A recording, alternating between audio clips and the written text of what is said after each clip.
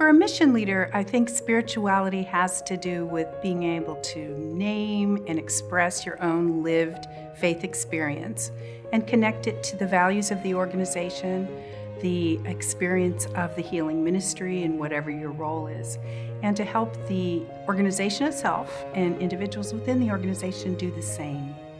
Mission integration is about that practical expression of what we're about in ministry with the spirit that we bring to it. So how does that work? Say you are in a workplace. It's easy if you're at the bedside because you're caring for people in distress, you're helping to relieve their suffering, you're responding to their need.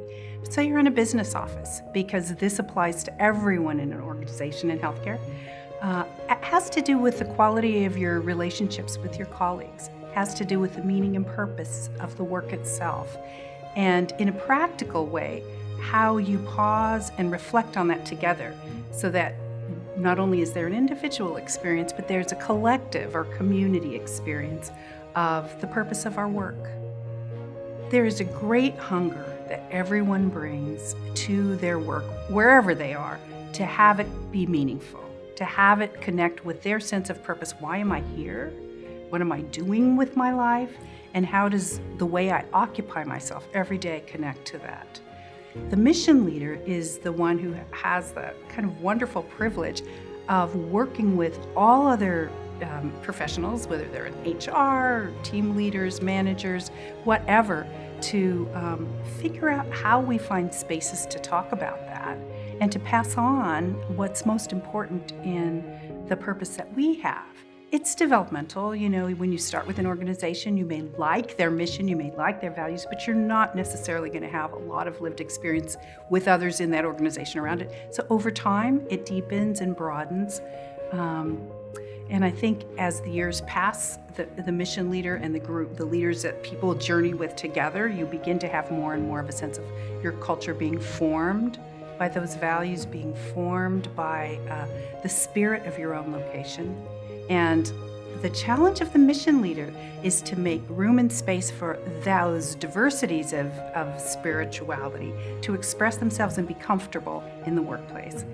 We really boil it down to three things in the way we think about designing ceremony and inviting people to reflect on values. We're very sensitive to the universal dimension in our spirits, whether that has to do with the way we relate to each other, how we pause and reflect together, and how we find meaning together.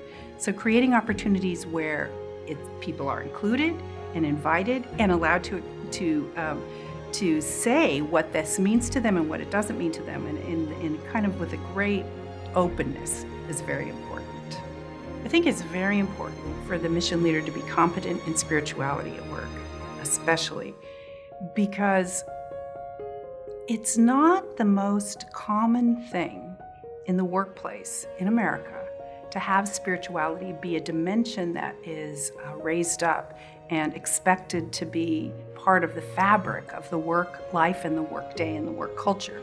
And without someone to kind of hold the flame of that and bring us back again and again to the reason why we are a ministry in the way we are, what were our roots, and how do we continue to see the thread of that continuity, which is about our practical lived faith experience. It can get lost in the busyness and the business of healthcare.